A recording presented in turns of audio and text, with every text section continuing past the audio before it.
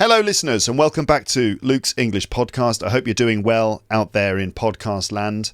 Kate Billington is back on the podcast today. Of course you remember Kate from episodes number 689 and 705. If you heard those episodes, I'm sure that you will remember Kate. If you heard those episodes, I'm sure that you will remember Kate. And I know that a lot of you out there will be very happy that she is back again on the podcast. And yes, Kate's return to this show is long overdue. She was a very popular guest when she was on the show before, so it's great to have her back. Some of you don't know Kate. You're going, what? Kate who? Some of you don't know Kate because you haven't heard those episodes. But there's no need for me to introduce her fully now in this introduction because I kind of do that again during the conversation. So you'll kind of be able to get to know her again.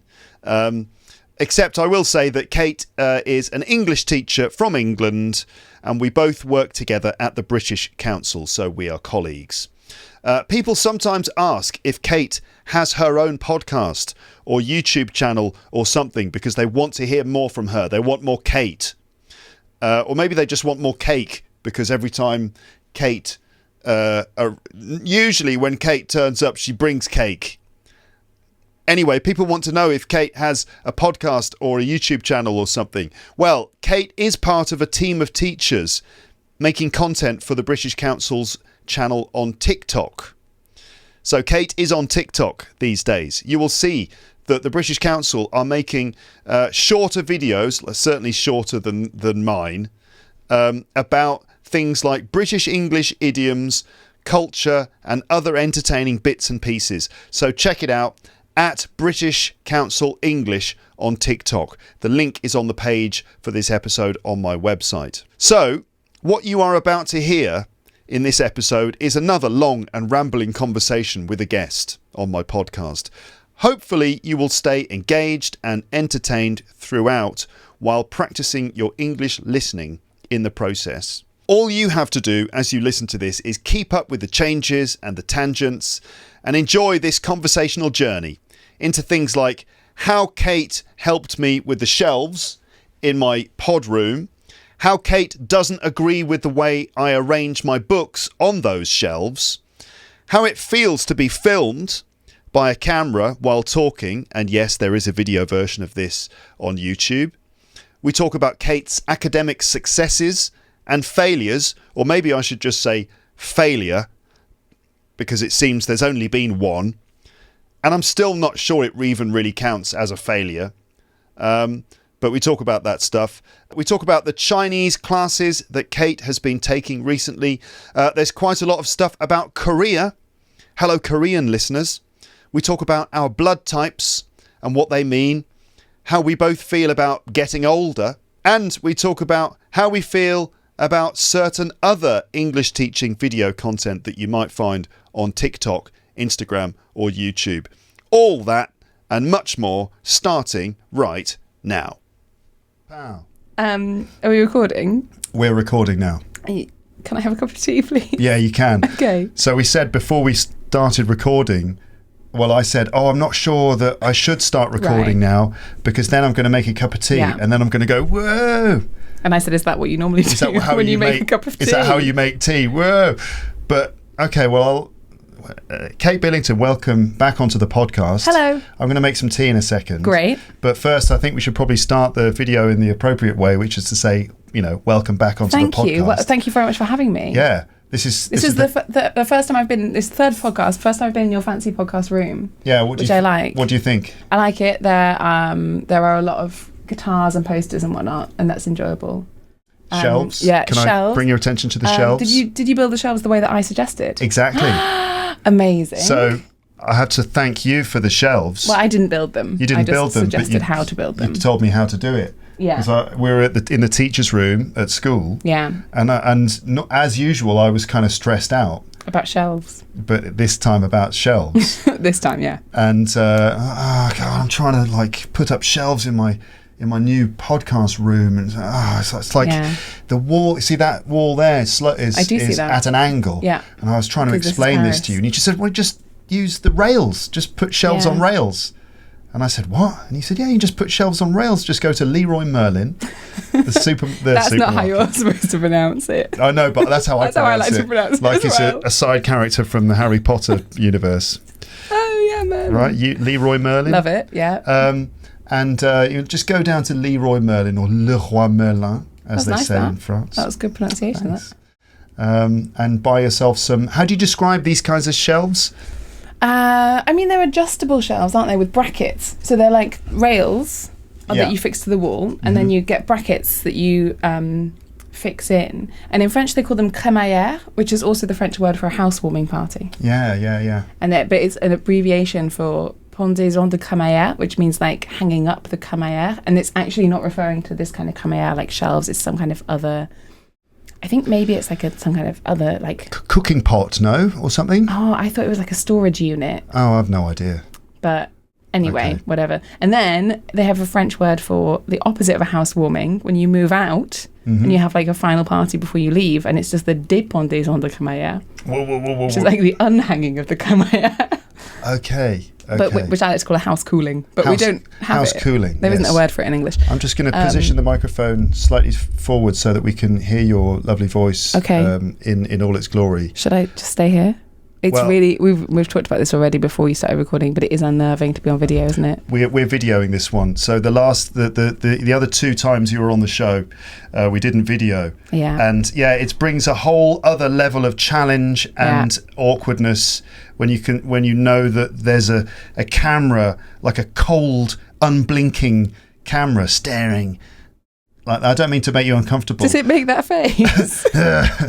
In my brain, the camera's just like this cold, unfeeling, unthinking thing. You know, like in 2001: A Space Odyssey. You know, HAL 9000 or whatever it's called. I do really like sci-fi, but I've not seen Space Odyssey. Yeah, that's good. You must see that. All right, it's very, very good. There's a sort of evil supercomputer in it. Classic. With an unblinking red eye. Yeah. I mean, computers' eyes normally are unblinking. Yeah, they are. Until they invent ones that blink like humans, so that we don't know. I think that also happens in sci-fi, doesn't it? Because I'm sure there must be clips in sci-fi films where you're seeing it from the robot's perspective, and then they blink. I'm sure that's been done. There's not that been done. That'd be quite unnerving. I know that there's scenes in RoboCop, although RoboCop's not completely a machine. He's like half man, half machine, all cop, which is the tagline of the film. Wow. You see all cop. You see, it doesn't even mean anything. He's 100% cop. It doesn't mean anything. So he's got a full-time contract at the police department. He's not like can you help us solve this murder? Sorry, it's my day off.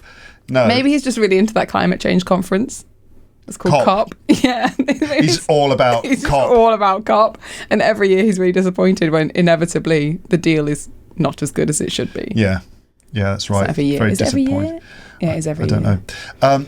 Right, so... Go on. Yeah. The shelves. The shelves. I don't know how we ended up talking about RoboCop. But anyway, in the film RoboCop, sometimes you do see things from his point of view. Oh, it's because we were talking about the camera. Yeah, you can see things I also feel like we need to confess that when we came in, I was all like, I don't care, I can be filmed, I have no ego at all. And then saw my face and was like, it's too red. You have to do something. And then we spent like an unreasonable amount of time changing the camera settings so that my face isn't too red. And now people are going to comment it like, your face is still a bit red though. But it's winter, so it's cold outside, so my nose is just always red. Like Rudolph, which is useful. I get it though too. Yeah, of course you do. And I had one comment, maybe I'm a bit too sensitive, I only had one comment saying, are you okay? I don't mean to be rude about that person who commented. That's totally fine. That's the best type of comment. It's also, I really like it when like you show up at work or something and people are like, oh, you look tired. Yeah, that's great. Thanks. That's so nice, isn't it? I'm so happy you told me. Are you okay? Are you all right? I thought you had a rash. I was like, no, I just can't. They said they thought you had a rash. No, just genuine, like, like a face rash. A friendly level of concern. But I don't mean to make a big deal. That person might feel mortified now. We're making a big deal of it. Don't mean to make you feel bad. It's too late. It's fine. It's too late. It's too late. We've done it now. But, what do you mean we? Yeah, me. Thank you. Okay. Yeah. So Yeah, we've been playing with the camera settings. It's hard to get the camera settings right, but listeners, if the video looks like extra green, that's because my face was too red. That's why. Yeah, exactly. So if you're like, is Luke okay? He seems very green. Is Kate okay? Doesn't look too red today. Sorry. While we're on the subject of cameras, I need to apologise because I haven't brought you anything to eat. That's fine. Normally, there's been 2 so far, but both times I've brought like tasty food, and then I was on my way here today, and I was like, we're going to be on camera, and I've not brought like a beautiful cupcake or something, or even one each. And I just feel like, firstly, people will probably think I was lying when I said that I always brought lovely cake to things, because I clearly haven't. And also, the opportunity we have to show people the lovely cake is gone, isn't it? Yeah, you could have shown the world the lovely cake. No, it's fine. Don't worry. I mean, obviously, I would have been delighted to have had cake. You have to invite me back a 4th time. A 4th time, yeah. And then we have that maths lesson you've been meaning to give me. Oh yeah, the maths lesson. Yeah. 1, 2, 3, 4 is generally not 1, 2, 4, 3. No, it's tough. Go on. But yeah, no, don't worry. You don't have to bring cake. That's all right. I know. I just feel like I've let myself down. It's all right. It's okay. You're forgiven. Yeah, so the shelves. Yeah. I just wanted to say, so you recommended that I put the shelves up in this particular way. I did. And you solved the problem for me, because I was scratching my head, like none of the walls are all straight. And instead, I just used your method, which was to use these 2 rails, and you would clip the shelves into the rails. Yeah. And I'm very happy with the results. So, thank you for telling me how to do it. You're welcome. I'm really glad that you took my advice. It went really well. Should we talk about the other aspect of your shelves, which is how your books are organised by colour? If you like, go ahead. That concerns me. You instantly noticed that when you came in. You're like, your books are all arranged by colour. So, this is the point of video, so remember, most of the people are actually just listening to this, okay? So we shouldn't make them feel alienated by referring to visual things. So too much. We can refer to visual things. We just need to explain what it is. Okay, good. So Luke's books on his shelves are organised by colour, which is fine. It clearly proves that he is not okay. For the person who asked if he was okay, the answer is no, not because of the colour of his face, whether it's too green or too red, but because of the way he's organised his books. I personally have strong opinions on this. What's wrong with organised? But in terms of the way I've organised them by colour, they do look nice. There's the top row is all mainly black books, second row white books, and then the sort of next 3 rows, it's in a sort of a rainbow colour, going from a dark blue through to a sort of reddish purple. Right? Mm-hmm. What's wrong with that then? Because what's wrong with it, for me, is that when you want to find a book, you've got to know what colour it is. Whereas in my house, the books are arranged alphabetically by author, and then that's subdivided into categories. Like I've got, an autobiography section and an angry feminist section. Okay. The normal sections. French, English, other languages, etc. And that means if I need to find a book, I can find it. So, for example, just now we saw that you had a book by Stuart Lee, and I asked how it was, and you said you haven't read it, but you've read his first one. But his first one was not conveniently located next to it because it's a different colour. Yeah, no, that's not the reason. Okay, the first one is in a different country. Building. It's in a different country. It's in London. Yeah, that book. But even if it were in this room, we'd then have to scour the shelves for the other Stuart Lee. True, like Stuart Lee. What colour was it? Exactly. Yeah, but that just shows the reason I've done that is not for my own. What's the adverb for reading? Readingly. That's a noun. I don't know. It's not a noun. It's not a real word. It's not for my own library browsing purposes. It was just to make it look nice. Just aesthetics. It's for the video, really, I suppose. Because you want to have a nice background for your YouTube videos. Yeah. So maybe I should mix it up a bit now. Maybe I should go for alphabetical order. But the problem is that some of these shelves have more space in them than others. But that's the entire point of the movable shelves. Yeah, okay. But I have to rejig the shelves. Some of the books are bigger than other books, you see. So it's going to confuse me if I have to arrange them alphabetically when some books won't fit. Like this one is, R, written by someone, Stuart Lee, L, needs to go here, but the book doesn't fit in the, So I'll just do my colour and. See, I thought my feelings about this were too strong, and actually, it's become abundantly clear that in fact your feelings about it are too strong. Apparently, yes. I have strong feelings about the way books are arranged. Once I went on one date with this guy, and then I went to his house like at another point, kind of by chance, and all of his books were arranged so some of them were facing out, like it was a bookshop. Okay. So he's got the books, the spines of the books showing, and then every now and then there's one that's facing out. So you can see the front cover of it. Like a bookshop, they're advertising those books, I found that alarming. Yeah. And also because he knew that I was going to visit, and all of the books that were facing out were the books on feminism. Oh. And I was like, this is... What, explore the psychology of that. Yeah. What was he doing? Do you do it all the time to try and look like a feminist? Or did you do it because you knew I was going to be there? Uh-huh. And you wanted me to regret not going on a second date with you. Either way, it's not okay, is it? Well, yeah. So is there one that's more or less acceptable? That he would always have the feminist books on display to go, hey, everybody who comes to my place, I'm a feminist too, okay, girls? Yeah. Or is it just for you, in which case, what's he like normally? Yeah.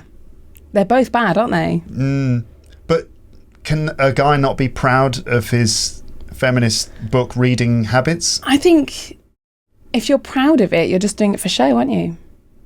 Because otherwise you don't need to tell yourself. No. If you're just doing it for yourself, it's a bit odd to be making a big statement about it. Yeah. Just read the books and just absorb the information and then just carry on. You don't need to be broadcasting it, flagging it up all the time. Yeah, exactly.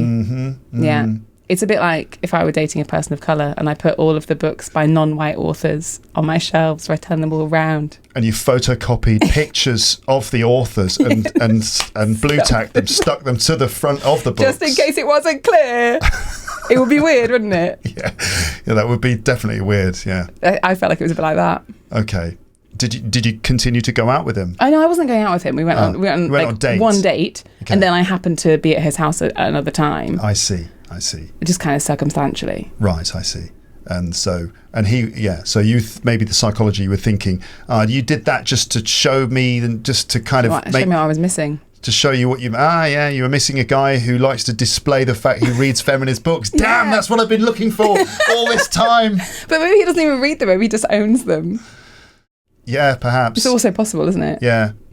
I'm not going to ask. It's complicated. Let it go. Yeah, just let it go. As I clearly have not done. No. Well, but there's letting things go and then there's just remembering things. That's true. Okay. You're allowed to just remember stuff that's happened. Yeah, Doesn't mean that you're holding on to it for some reason. Shall I do the Kate Billington fact file? Oh, I love this. So this go on. I mean, we're already 10, 15 minutes into the conversation, but just to remind people... Shall I read this or do you want to read it to me? I'll read it. You can kind of confirm or deny, I suppose, or just react. Go on. So have you listened back to our episodes to remind yourself? We do work together. I looked through one of the episode pages to remember that you were from Dorset. Yeah. But the rest of it, and also the name of your degree. Oh, right, okay. Or exactly what you got. I know you did incredibly well, like much too well. You got like too well to be in this job. I don't know. Anyway, so Kate is back on the podcast, listeners. Yes, this does sound like the introduction again, but that's just the way it goes on this podcast. Yeah. Third appearance, third time. What's sorry, I'm not letting you finish anything. So, it's okay. Okay. Who has been on the podcast the most times, and what is the number of times, other than you? I think that probably my brother, James. Okay, yeah. I don't know how many times he's been on the show, but it's a lot. I think I counted something like between 50 and 60 episodes. How many have you done? 800 and something. Okay. Yeah, so, it's still quite a good number. 8% or something like that. Yeah. Oh, maths. Is that 8%, listeners? Oh, I was guessing. Come on. Well, if it's... 800 divided by 60. Well, 80 would be 10%, wouldn't it? Yeah. So if he's done about 60... Yeah, I think you're probably... you're right. Yeah, that's about 80. What did you say? 8%. 75%. 8%. 7.5%. Yeah. Okay, that's not bad, but it's it's in terms of the pie chart, he's got the largest portion. Yeah. And then Amber and Paul, my friends. Yes. They're probably up there, maybe vying for the top spot with James. Okay. Are they always on together or separately? They have been on separately too. They are on separately sometimes. Okay. But the best combo is when the three of us are together. All right. Because somehow that's just a good dynamic. Okay. Yeah, that works quite well. So there's that. My dad's been on quite a lot. My mum a few times. Who else? I'm probably thinking there's probably lots of people now who are like me. I've been on lots of times as well. All I've done here is put a cat among the pigeons. You've thrown a cat among the pigeons, which is a nice idiom, listeners. To put a cat amongst the pigeons. You don't throw you throw it. You're not throwing a cat. I'm not very good with cats. What do we do? How do we put? What does that mean to put a cat? I think you could also set a cat among the pigeons. Could you say that? I think it's put a cat among. I think it's put. Among or amongst? Either. Okay. I would say among. Among the pigeons. I don't know what the difference is between among and amongst. I think they're the same. I'm going to go out. I'm going to use my 20 years of teaching experience and just say same. Yeah. We could check that. But that's a whole other tangent. Among and amongst, put a cat amongst the pigeons, put a cat among the pigeons. I think they're both okay. I think the expression is among. Yeah. But grammatically you could say either. Amongst. But let's say among. Because amongst, it sounds a bit sort of... The more you say it, the weirder that word is. It sounds a bit ridiculous. Yeah, it's a bit old-fashioned maybe. Yeah. So to put a cat among the pigeons is to... introduce something into a situation that makes it all sort of go out of control a little bit. Like you saying, can I have a cup of tea? And me going, oh God, a cup of tea. How can I possibly... The first point at which I asked for a cup of tea, I can't even say it anymore, was when I saw you at work this morning, which is now about 3 hours ago. Yeah, I know. So I should have had time to prepare. Look, let me get that sorted. But I was going to do the cake. Do you make tea in here? Yeah. Cool. Where's your kettle? The kettle is down here. Oh, this is great, isn't it? It's a whole little setup. People live in rooms this size in Paris. They do, don't they? Yeah. Yeah. They certainly do. It's crazy. I mean, technically, we couldn't rent this out. Right. Can anyone actually hear me? We couldn't rent this room out if we wanted to, just if we decided to rent it out to like a student or something. You're not allowed to because it's less than 9 meters squared. Right. So technically 9 meters squared is the limit. Anything less than that, you're not allowed to rent it out, which is fine because we don't want to. No. We want to use it for this, for having funny conversations with people like you. Tea-demanding visitors. Tea-demanding visitors. So that's a... Have I put enough water in that kettle? Oh, you see what I mean? It's like he's never made tea before. The number of cups of tea I've made. It's very... I know, you've made me multiple cups of tea. The last time I did this, there were many cups of tea. It was great. In that tin there, that says make us a brew, there are tea bags. Great. Thank you very much. You're Mr. welcome. Scruff. Yeah. I'm familiar. That was a very good catch, actually. Well done. Quite a good sound effect as well. Doing. That was the top of the tin coming off. Yeah. Mr. Scruff, the DJ, for a while made tea as well. English breakfast tea bags, and the box is... My brother bought me this, and this is Mr. Scruff tea. But this is just what I use to keep my tea, and that's Yorkshire Gold. Yorkshire. I was going to say, it looks like Yorkshire. It's Yorkshire Gold, don't worry. Okay, don't worry. Are you doing some kind of product placement for Mr. Scruff? No, but I just like Mr. Scruff, and this is kind of, I like this tin. And so, I thought I'd explain. It's a nice tin. Yeah, it's not bad. Yeah, I like it. So there we go. It sums up my feelings accurately right now. Make us a brew. Yeah. Make me a cup of tea now. I've said that too many times. You told me 3 hours ago. You said, will there be tea? You said to me. I saw you in the teacher's room. Yeah. And we were just sort of like talking about how to get into the building and stuff like that. And you said, will there be tea? And I was like, yeah, there will be tea. And I'm still unprepared somehow, even though you told me ages ago. That kettle is on, so that's boiling. It's going to start boiling. Okay. So I was going to say, the last time you were on the show was about 2 years ago. Right. It was this time of year. Yeah. Because I remember arriving at your old house and I was so cold that I had to sit on my feet for the whole, because I'd cycled there and my feet got really cold. And I remember sitting on like a wooden chair, which is not really the right kind of chair on which to sit on your feet to warm up. No. That's like a sofa move, you know. But I sat on this like wooden chair. It was like a wooden stool. Was that your daughter's chair? Was it? It was really small. Have I imagined this bit?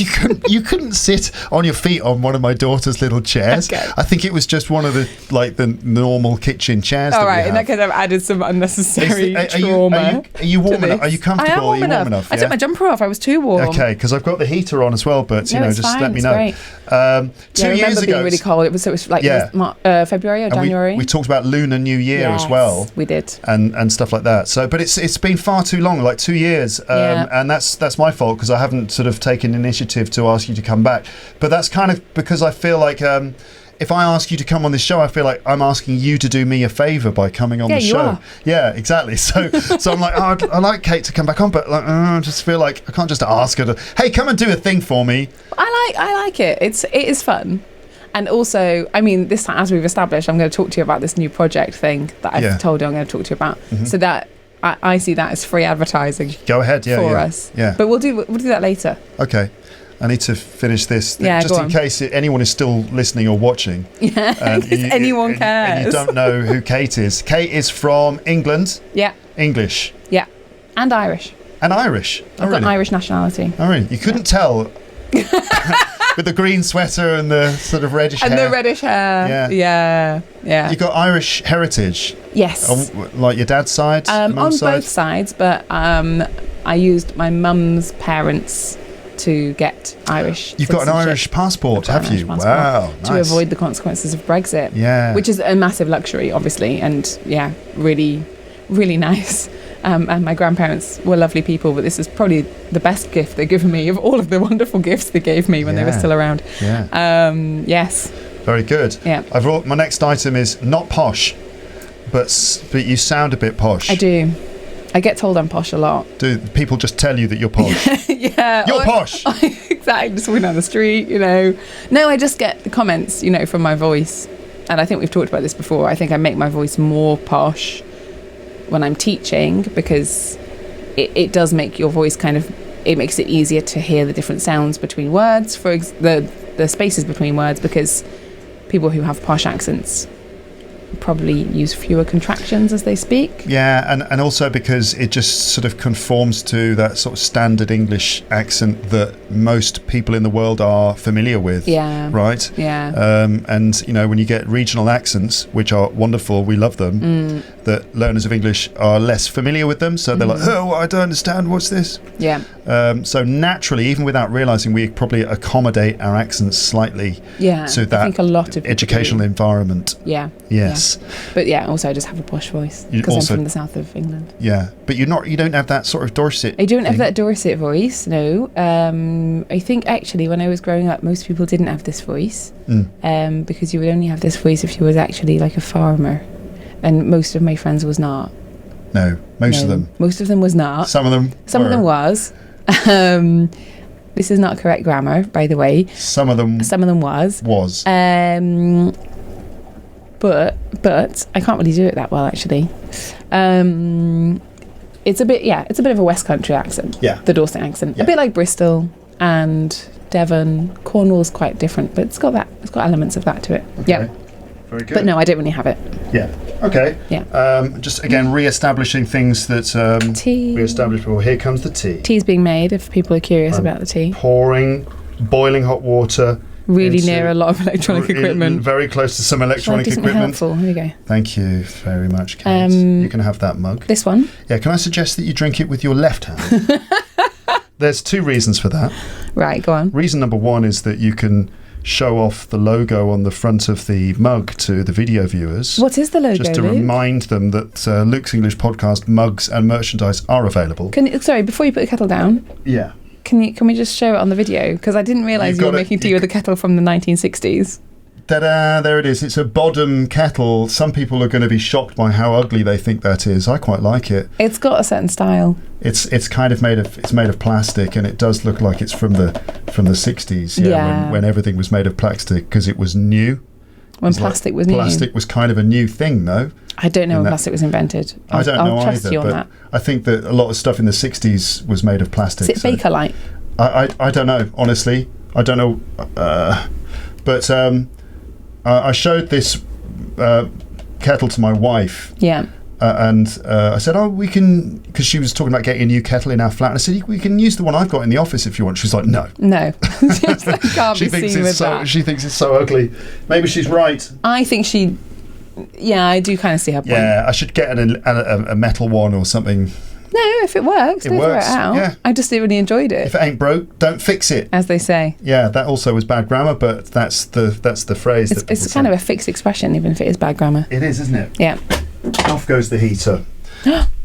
Decisive. Yeah, All just pull the heat plug out, and I don't know if you can hear the difference to the sound, because there was the sound of a heater in the background, and everyone's like, no, we don't care. No. Don't worry about it. So the fact file. Next thing, teacher. Yeah. We both work at the British Council. We do. Teach. You know that hasn't changed because we were doing that about 3 hours ago. Yeah, we've already mentioned Unless one of us has quit since then. Yeah, well. Not me. Delta. Oh, yeah, Delta. Do people know or care what Delta is? They probably don't know, and after we explain it, they probably won't care. Okay. But go ahead and explain it anyway. The Delta is a postgrad diploma in teaching English as a foreign language, which means it's about the same level as a master's qualification. So yeah, it's a master's in teaching English as a foreign language. Did you finish the Delta? Yeah. Fairly recently? Yes. Finished it in the summer. There are 3 modules, and I got distinctions in 2 of them. Of course. And a pass in the other one. Oh no, that must hurt. Does that burn? No, I'm actually quite pleased because I thought I might get a merit, and I really hate merits. So I would rather have a pass or a distinction. If I'd got a distinction, obviously I would be very happy and surprised, because that was the module that I knew was going badly and thought I might not pass. Mm-hmm. So it goes, distinction is the top yes. you can get. Distinction, then merit, yes. then pass, and yes. then fail. Which you have to say in that voice. Fail. You hate merit. I don't want a merit. Why? Because merit, to me, what a merit means is... Mm-hmm. People are going to hate this. Do you want me to pass you the milk? Yeah, but and a spoon. Got to take the tea bags out first. Yeah, so a spoon. Fish out. Yeah. There's a fork here. Yeah, that'll do. Yeah. Do you have a fork? Yeah, go on then. Okay. And I need the bin, which is over here. A plant pot. I feel like I've caused way more complication than I told you. I told you. Yeah, you were right. Anyway, you were saying you don't like merits. I don't like merits because I feel like what a merit means is you did more work than you needed to get a pass. But you didn't do enough work to get a distinction. Mm-hmm. Which is an extremely negative way. Yeah. Surely getting a merit just means, well done, you did well. Oh, I know. That's what a merit means to me. Why am I putting the fork in the bin? I told you, see, I can't. I upset you again. I can't. At first I upset you by insulting the way your books are organised. Now I upset you by saying I don't like merits. How many merits have you had in your life? Oh, not enough. Too many? No, not enough. None? No. Tell me when on the milk. Just more. Stop. Thank you. Yeah, I quite like a lot of milk in the tea. I really hope that my listeners are able to follow this and keep up with all this. I really do. Did you hear the sound of the milk being put back on the table there? Yeah, listeners, you might have heard the sound of the milk being plonked back on the table. Sorry, it wasn't plonked. It was placed carefully. Placed. Delicately placed. With my ladylike hands. But because Kate's microphone is clamped to the Kate's microphone is a bit noisy, and all you need to do is touch it, and it's or put milk on the table, or put milk on a table, or do anything. Like this. Oh my god, that is right? So loud. But you see, we say that, but maybe I might have been able to fix that in post-production. We can't now, because then the entire conversation will be really weird. Yeah, exactly. You're not allowed to fix that bit. I hope that everyone can keep up with what we're saying. I really do. Is it worth it? Yes, of course it is. It's always worth it. Oh, okay. Yeah. So Delta, distinction, merit, and you felt bad about the merit. No, I didn't get a merit. I got a pass. Oh, yeah, which is great. It's great. Okay. Yeah, I suppose the merit is that thing where it's like you can't, like the silver medal. Of all the losers, you come first of that group. That kind of thing. I think I'd rather get gold or not place at all. Right. Okay. Have you ever failed like spectacularly? I failed an exam once. I failed my grade 4 bassoon exam. You failed your grade 4 bassoon exam. The fact that you got to grade 4 in bassoon means that that's not a failure. The bassoon of all the instruments. What's the bassoon? It's like a very tall woodwind instrument. It's a double reeded instrument, which means it's closest relative, not that's like a real family, but anyway, is the oboe, which is also double reeded, but it's much smaller and more manageable. And yes, the bassoon is like a giant oboe with a sort of pipe coming off it, and the reed attaches to the pipe, and you blow into that. Big thing like this. It's huge. The pipe comes down, it's got a curve in it. Yeah, it's got a curve. And then you blow into that and you play. Yeah. The Spanish word for bassoon Go on. is faggot. Oh, okay. Which is, in English, is an insult. Yes, it's a very rude insult. Homophobic. It's a homophobic slur. insult. Yeah. It's also a type of food, confusingly. In France it is. But also in sort of older English. Really? I think so. Isn't it sort of like almost like a meatball? Yes, I suppose so. That's what it is in France. Is isn't it? I don't know. In France it's like, I'm not sure. You're the food person. I'm failing here, aren't I? Anyway, it's not really that important, but you can find every now and then you go into a boulangerie in Paris and you see the different types of food with the little price tags on the counter. Yeah. And then every now and then there's one that says faggot. And, you know... in a boulangerie? Yeah, I've seen that in a boulangerie. Some boulangeries that sell savoury, like they sell like a lunch dish or something. Savoury breads. You get like a kind of a sausage roll or something like that. Okay. Anyway, so the Spanish for bassoon is it's faggot. It's a homophobic slur in English. Yeah, okay. Yeah. That's a tricky little false friend, isn't it? Yes, it is a false friend. Yeah. Yes, it's a bad false friend. So if there are any Spanish bassoon players out there, make sure you've learnt the word for bassoon, or you're going to accidentally say something very offensive. I play a faggot. It's not. Yeah, it's not okay. It could be tricky. So you failed your grade 4 bassoon exam. Yeah, when I was about 12. When you were about 12. Yeah. Okay. And then I retook it. I mean, why? I don't know, because I wasn't very good at the bassoon. I didn't like it. When I started, it was taller than me. Mm-hmm. And I had to carry it to school. And you had to, I had to walk to school carrying it. Yeah. It's hard. It's really heavy. Why did you choose to play did you choose to play the bassoon? I sort of semi-chose. I already played the piano, and my piano teacher, so then when I started middle school, you could take up a new instrument, and I wanted to play the trumpet. And then my piano teacher was like, "Oh, you should play the bassoon because you'll always be able to get a part in an orchestra." And I was like, That's exactly what you want. I didn't realise until much later. That's obviously because nobody else wants to play the bassoon. Yeah. So of course you'll always get a part in an orchestra. And then obviously she meant like the high school orchestra. She didn't mean like a professional orchestra, because I definitely was never that good. But yes, I decided to play the bassoon, and I wish I played the trumpet. Yeah. Yeah, I do. Why? Because that was what I wanted to play to begin with. Also, not very many people learnt the trumpet, so I think I probably would have got a part in an orchestra if I'd wanted to. Plus, with the trumpet, there's crossover potential into other musical genres. Yeah. Such as the trombone. No, I meant genres. Instruments, genres. You could switch from playing classical music, and if you became all groovy and hip, you could become a jazz trumpet player. Jazz bassoon does exist. I'm sure it does. Yeah. It's not taken off though, has it? No, but there's still time, Kate. There's still time. I know you're still waiting for your big moment. Take up my grade 4 your again. Big moment is coming. It's like, what is Kate Billington going to do? She can do this. She can do that. She's obviously very clever. We're all waiting to see what she's going to do. Bassoon, jazz. Bassoon. The Bassoon Jazz album hasn't been made yet. There's a gap there. There's a window. Someone's done that. Maybe, I'm sure, but they haven't done it well enough. I feel like I'm really denigrating the bassoon here as well. It's actually quite a cool instrument. I just started learning it at I was 9. I mean, it was just the wrong time to start learning it, and I regret that. I don't regret it strongly. It's not like I think about it every day. I was 9. I'm 32 now. It's quite a long time ago. It's okay. But you failed sorry to remind you, but you failed the 4 I think about it every day.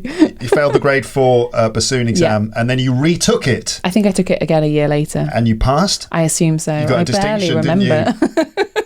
I definitely never got a distinction in a grade 4 in a bassoon exam. Any bassoon exam. No. Okay. By the way, there is some cake there. There's some cake that I had for lunch from the half-eaten cake. Yeah. From the vegan shop. So if you do have a Are you vegan? No. Oh, okay. But I just, that doesn't stop me.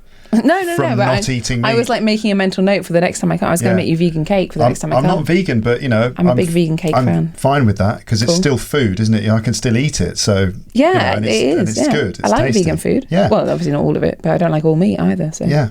But anyway, there's some cake there if you'd like to. Thanks. I will. Yeah. So you've eaten half the cake. Can I move it closer? Do you think it'll make a bang on the microphone? Go ahead. There's that fork there. I did not use. So if you want to have some cake, although actually that's not good podcast etiquette, is it, to eat? We've dealt with this. We're covering the same ground as before. I should probably move things on to different subjects. It's been 2 years, mate. We talked about eating on the podcast before and all these other things, but still, I'm just bringing everyone back. You're the one who wanted to do this. I'm bringing everyone back to speed. There's method to the madness. There is. I promise. Funny. You do stand-up comedian. You do. Excuse me?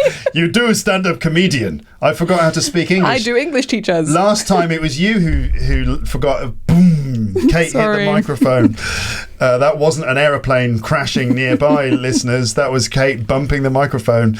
That's just these noisy microphones. So, last time it was you who couldn't speak English. Remember you said you baked cakes. Say? No, not baked. That's correct. Damn, what did you say? Maked. I said make. You said you maked cakes. Yeah. So, we're all human. Anyway, I'm a stand-up comedian. Not you do stand-up comedian, but you do stand-up comedy. Yeah. Yeah, okay. All right, fine. Languages, French and Chinese. Yeah. Yeah, it's fluent. Yeah, but I've started taking Chinese lessons recently. To kind of maintain. More to get back what I forgot. Now who's hitting the microphone? Yeah, I just whacked my cup of tea into the microphone. You think you'd be used to it? Last time I made a cup of tea on the podcast, I was with Amber and Paul, right? And I found myself talking into the tea and trying to drink the microphone.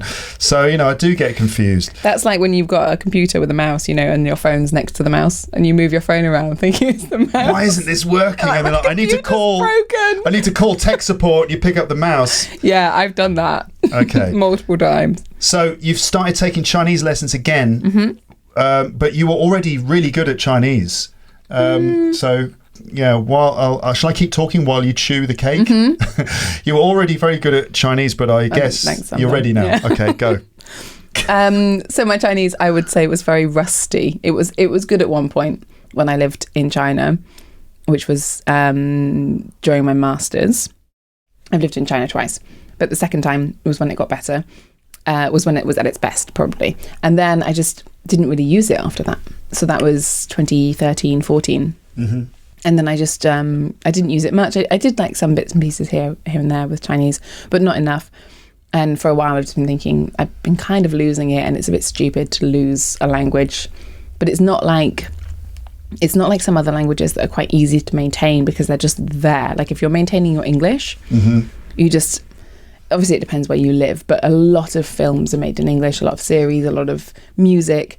And there's a lot of that in Chinese as well, but you have to really go looking for it. Whereas I think in English, it's really, whatever country you live in, English culture is going to arrive and it's going to be there around you. Whereas Chinese language things, they just don't really become a big part of popular culture in, say, France, where we live, or in England. So you've got to make an effort to look for it.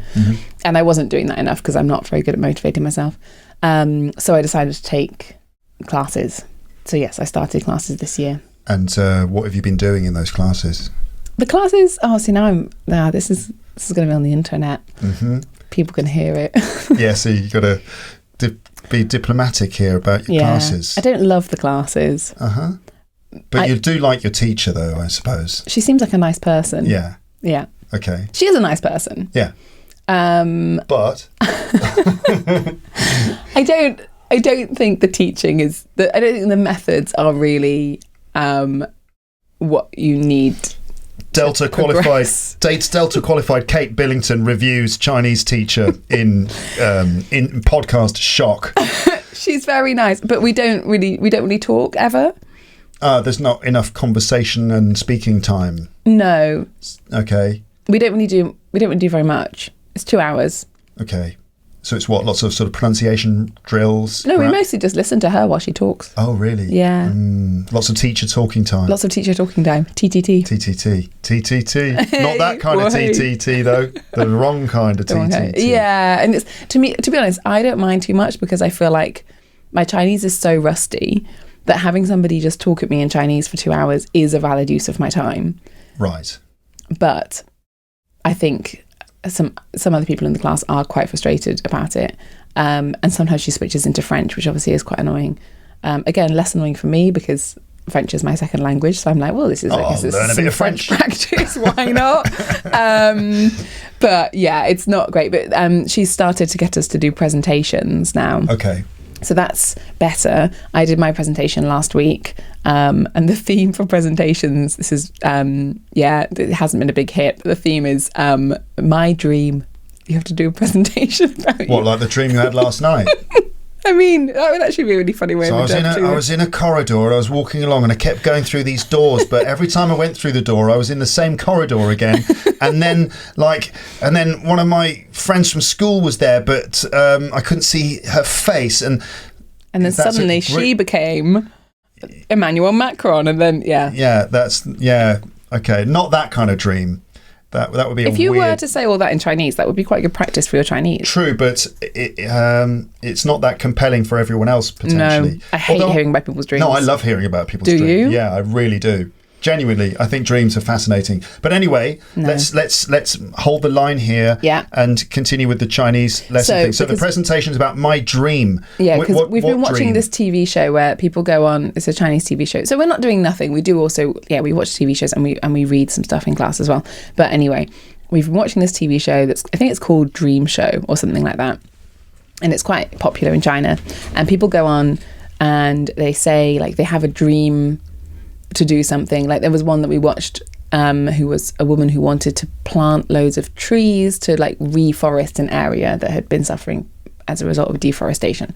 And then the people do a sort of performance. So she sang. She was a good singer. Like, she wasn't a professional singer, but she was good. So she also sang and she presented, like, her dream. And then they vote for whether or not they support the dream.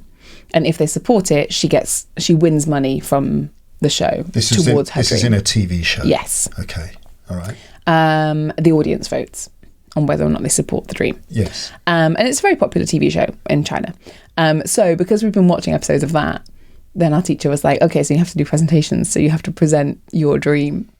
And everyone was a bit like, what? So one person did her presentation first, and she said that her dream was to learn how to talk to octopuses. Her dream was to learn how to talk to octopuses? Yes, because she wanted to talk about I don't know what her job is. I think maybe she works in biology or genetics, which is obviously a part of biology.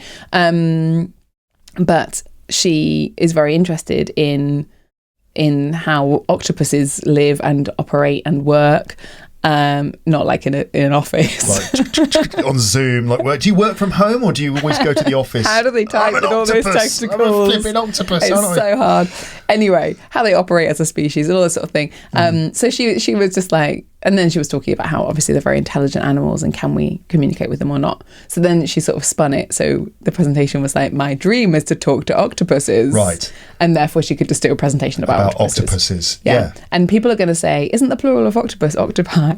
And it's not. The answer is no. Octopuses. It's octopuses. Ah. So no one was going to write it. I guarantee you. Someone's going to say, actually, it's octopi. Well, it's not. Octopi, that's when you take some octopuses and put them in a pie and eat it. That's octopi. Octopuses is the plural of octopus, according to Kate Billington. If that's wrong, it's her fault. It's not my fault. But I think also, because so many people have incorrectly made the plural octopi is now accepted. Right. But it's not correct. It's like flammable and inflammable. Yeah. Inflammable is the word that means it can catch fire. And flammable isn't a word, but now so many people have used flammable that is now an acceptable word now. Exactly. That they print on the side of things which are inflammable. Highly flammable. Yeah. Because they could be inflamed. Right. Is that why? Yeah. Yeah. I feel like we talked about inflammable as well before. Did we? We're boring, aren't we, Luke? We're boring. Well, we'll let the people decide. Yeah. But okay, so what's your dream then? What are you going to talk about? So I've done it. I did it last week. I just talked about how my dream in life keeps changing, and I think people with interesting lives probably don't have just one fixed dream. So maybe my dream is just to keep changing my dream. Are you throwing shade on the teacher? I am a little bit. You're like, phew, we don't have just one dream. But, you know, like the subtext of the presentation. This task was bullshit. Rubbish. Yes. Maybe I was throwing a little bit of shade. But also it meant that I could talk about various different things, including why I moved to Paris, which was to open a cake shop. So then I talked about the fact that I had studied baking and blah, blah. And then I brought in cupcakes for everyone. Of course. So it really, I mean, I won some points there by providing people with cake, because that's obviously how you make people befriend you. Mm-hmm, mm-hmm. And the teacher was very pleased with the cake. And I think she quite enjoyed the presentation as well. But sure. It was the cake, really. Yes. The cake was the icing on the cake. We did that last time. I'm not doing it again. No. Okay. All right. Well, good luck with that. And there are no like podcasts in Chinese or anything? Yeah, there are. Yeah. Am I allowed to plug them? Yeah. So there's one that I listen to quite often called Learning Chinese Through Stories. Oh, I thought it was going to have a really great Chinese name. Sorry. How do you say learning Chinese through stories? Is it it's probably 听故事学中文. Oh, well, yeah. And their tagline is like, the more you listen, the more you learn. It's pretty good. Yeah. It's good. Yeah. Oh, maybe it's the more you listen. Is it the more you listen or the more you listen, the more you speak, maybe? Or the more you listen, the more you learn? I don't know if it's 说的越多 or 学的越多. Anyway, I should listen more carefully. Again, I'm sure that someone can help out. Maybe we can get in touch with them and say, hey, we've plugged your podcast. Now what? We plugged your podcast. Okay. Can you tell me whether or not I said your tagline correctly? Oh, I see. 说的越多 or 学的越多. We plugged your podcast. Can you give us a tiny lesson in what your podcast is? I just need to listen more carefully. It probably says it on their like poster. You could just check again. You just can't remember now. It's all right. The pressure of being asked on Luke's English podcast just got to me. Yeah, but it's okay. It's a really good podcast. There's that. And that's okay. That's the only one I really listen to at the moment, but I think there are quite a lot of others, but I like that one. Yeah, okay, that's good. Mm-hmm. Cake. Yeah, so got some. This cake's all right, I think. What do you think? I like it. It's a little on the dry side. Chocolate cake often is. Yeah, why is that? I don't know. I imagine maybe there's something in the cocoa that dries out, that absorbs more moisture, doesn't it? Because if you've got flour, that obviously absorbs moisture. Mm-hmm. And then if you've got cocoa on top of that, maybe that's drying it out more. And then it's hard to make vegan cakes nice and moist and not too dry because you don't have eggs already or butter. I mean, you can replace butter with margarine and vegan butters and stuff, but they're often not. They're just not quite as buttery. I don't really know. Anyway, there goes that microphone. Again. I told you that's the second. I said before. You should drink your tea with your left hand for two reasons. I think I only mentioned one reason. And the other one was probably one person like, what about the other reason? And it's the other reason is so that you can comfortably bring the mug to your mouth without being worried about clashing with the microphone. I can't eat this cake with my left hand because I'm right-handed. Using my other hand. You're right-handed. But actually, to be fair, you couldn't eat the cake with your left hand. Maybe I can eat the cake with my left hand. The task is too much for your left hand because you're right-handed. No, actually, I think I'm completely exaggerating. I think you can do it. I think your left hand is capable. Oh, I don't know. She did it, listeners. She successfully put cake in her mouth using her left hand. Everything's fine. So you are a fully qualified baker. How is the baking going? You've talked about wanting to open a bakery in Paris and stuff. And any progress on that? I don't want to do it anymore. No? Why not? I think running your own business is quite solitary. Solitary. You'd say solitary. Yeah. I think I would say solitary. I think if you were American, you'd say solitary. Well, that's different. Running your own business is kind of solitary. I would say solitary. Mm-hmm. I think you should as well, Kate, because I said solitary, so I think you should say it too, just to back me up. I'm going to say solitary. Okay. Obviously, you saw that coming, didn't you? All right. I'm obsessed with the number of syllables in words as well, and syllable stress. Mm-hmm. It's all about. It is all about syllable stress. Word stress. Yeah. My students are so sick of it. Are they? Yeah. Oh, here we go again. Yeah. Word stress. Yeah. But then I showed one of them in class the other day was like, does it even matter? And I was like, yeah, it does matter. Mm-hmm. It really does. And then I did the example with happiness. Have you done that example? Oh, yeah, of course. Yeah. So happiness, how many syllables? Happiness. 3. Which one's the strongest? The first syllable. Okay. Happiness. Good. And what happens if you stress the second syllable? Happiness. Oh no! Ha ha. Did you say a penis? So then if you have a sentence like, all I want is happiness. Yeah. You don't want to get that stress wrong, do you? Yeah, and especially if you're French and the H is a difficult one. So it's probably silent. I want happiness. And then, yeah. Yeah, Paul Taylor built an entire career on that. Yeah, he did. I still haven't even met Paul Taylor. I've never seen any of his stand up, not a single bit. Really? Yeah, none of it. You should go and see his most recent show. Yeah, I probably should. Little plug there. I should at least Google him. Yeah. And watch a video. Go and see the show. He's doing his show until April at La Nouvelle Eve, which is near Blanche, near Pigalle Blanche. Yeah. Tickets are available, paultaylorcomedy.com. And it's very good. It's his third show. Is it franglais? It's a mix of both English and French. Right. It's more French, I think, in this show than English, but it's still a good portion in English. Mm-hmm. But it's very good. I should go and see it. I should. Yeah. So the cake baking, running a business yourself is a bit solitary. I think I would be alone a lot if I ran a business myself. So I realised after a while that I don't want to do that. One of the things that I love about teaching is that you meet so many people. And we have a lot of great colleagues. Mm-hmm. But even if you're teaching and you don't have a big group of colleagues, or even if you don't get on with your colleagues, you have interactions with your students, it's still quite a sociable job. And that's very important to me, I realised. It's one of the reasons I'm still working there. Yeah. Because otherwise you'd be here all the time. Otherwise I'd just be on my own in this room, going a bit mad. Yeah, madder. Even madder than I already am. How much of your cake am I allowed to eat? All of that. Excellent. Yeah, you can finish it. Yes. It's fine by me. Yes. Shall I read a couple of... before we do the comments, I've written here TikTok. TikTok! Do you want to talk about TikTok? Are we going to talk about TikTok now, or should we do it...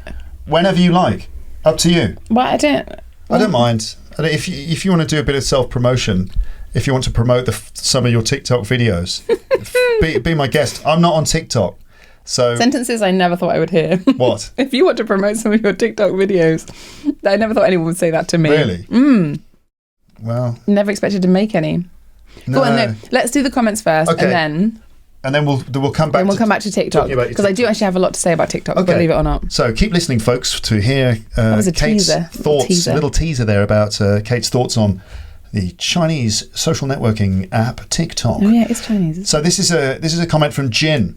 A comment on your last appearance on the podcast. Hi, my name is Jin, and I am from South Korea. Hi, Jin. I'm a kind of hidden listener. I love that. But I have listened to the podcast for more than 5 years. I'm really glad to hear Korean language from you guys. Yay! You spoke a little bit of Korean. I did. I think the only Korean that you know. Kate's Korean pronunciation is also very good. It's very common. I hope I can hear many other stuff about Korea from the podcast. Thank you so much, and Happy Lunar New Year. Great. And then I think Jin has written, say hey på mani padasilt. Is that the thing that you can say? Yeah. Or is that another thing? No, that's what I can say is Happy Lunar New Year, which I suspect from the context is what Jin has written here. Maybe what Jin has written is, haha, you're going to read this out and it's not what you think it is. Yeah, maybe. And Which would be great. Another one, Gemma. Kate's Korean accent is so cute and sounds like a lovely little girl greeting her grandparents. Oh. Hoping to receive some New Year's cash gifts in Korean culture. Great. Did she ever teach English to Korean students? Yes. Yeah? Yeah, I did. Mostly in London. Actually, I had a Korean student last week here in Paris. She was very nice. Yeah. But yeah, mostly in London, students who came to do intensive courses. Yes. Also in Bournemouth, in the south of England. Okay. How do you find Korean students? Very nice. They just turn up at your classroom. Hey, how do you find Korean students? How do you find them? Yeah. I think the... Punctual.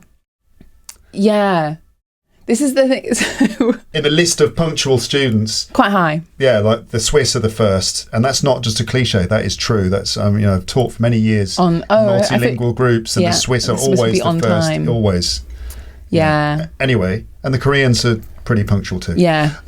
Korean students tend to be very diligent students. I think national stereotypes always, to an extent, have some like basis in truth. The kernel of truth. Yeah, and it's normally because of the school system, I think. And I've had a lot of Korean and also Japanese students who are like very precise in their English and very like they put a lot of emphasis on accuracy, which makes me think that their school systems probably also put a lot of emphasis on accuracy. Yes. Especially grammatical accuracy. And then I think a lot of European students are maybe more confident speakers when they first arrive, but possibly less accurate. Yes. That would be a trend. So what we want to do is get Japanese and Korean people and European people and combine them into one super learner. Yeah. Like genetically splice them together. Actually, no, forget that idea. Or just do what I did in London, just have them in the same class so they influence each other. Or just do that. Yeah. Yeah. So then the ones who are like really correct all the time will like hold the others up to a standard of correctness. Right. And then the ones who are like, they like to talk more, will get the ones who are a bit hesitant to talk, they'll get them talking more. So basically get the Italian people to sit next to the Korean people. Yeah. Yeah. And the Brazilian people to sit next to the Japanese people and so on. Yeah. Yeah. Okay. Yeah. One of my favourite partnerships ever was a student from Saudi Arabia called Momo, who was very confident at speaking, very fluent and everything, but not very accurate. And he was with a Japanese student called Takuya, who actually should have been in a higher level class, but was convinced that his English wasn't good enough. So he made us move him down, which we shouldn't have done. But in the end, we were like, okay, you're not going to speak in the class that you should be in. So, okay, we'll move you to a lower level class. And I think the theory was he would spend one lesson in the lower level and be like, oh, this is too easy. And then would move back to the higher level.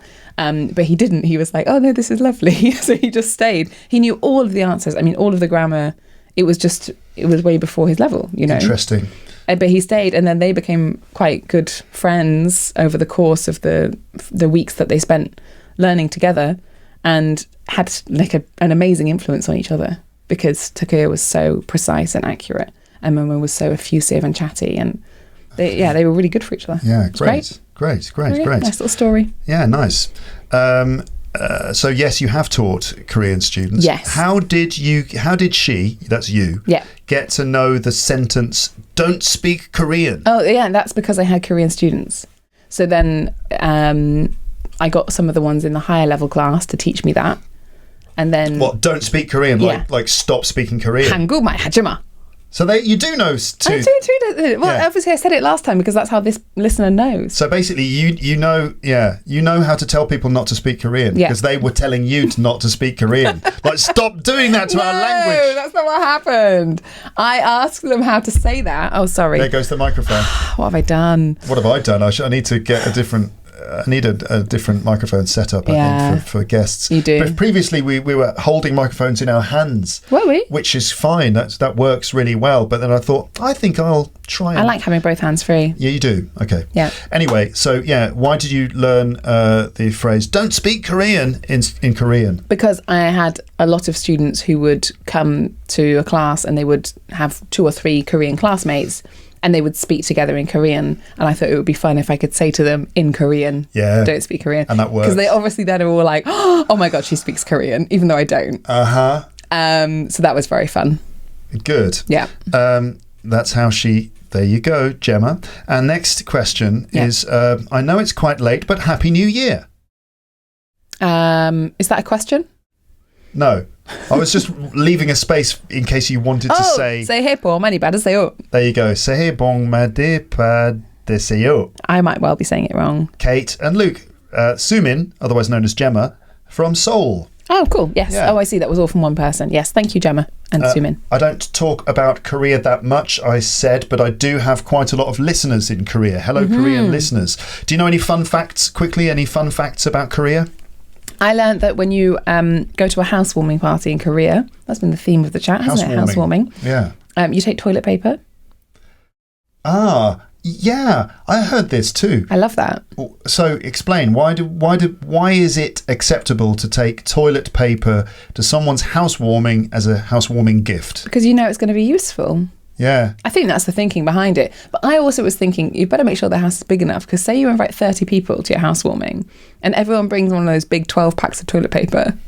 That's a lot of toilet paper. You need a whole room You've just got to store it. 360 rolls of toilet paper. I mean, you could literally use a roll a day and it would nearly last you a year. So is that like a gift that you can bring to a Korean house? You can be I think like, so. Here you are, here's the toilet I've never paper. been to South Korea, so I don't know. Yeah, okay, we don't know. But this is what I've heard.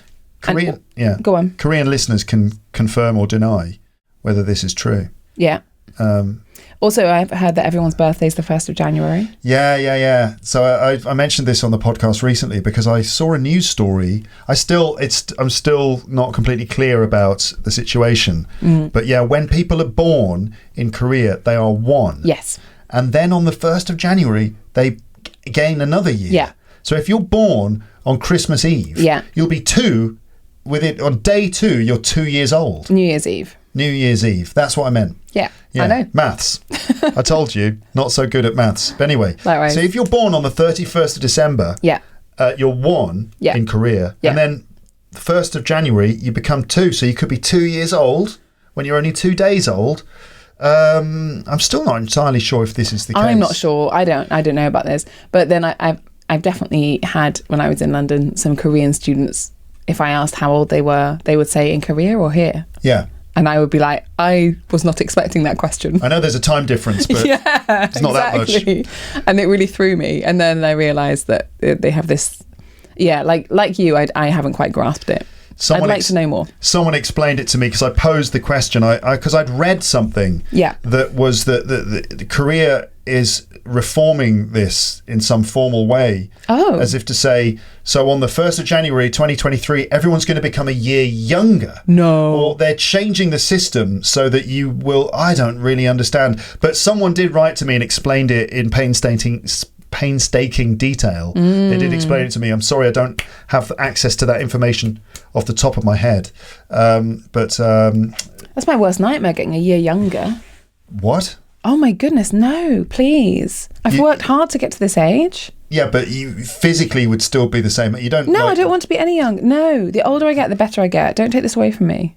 Okay. I hate the whole culture of everyone wanting to be younger and look younger. I agree. What's the point? Yeah, it's silly. What's the point? It's also completely pointless and fruitless to get upset about getting older.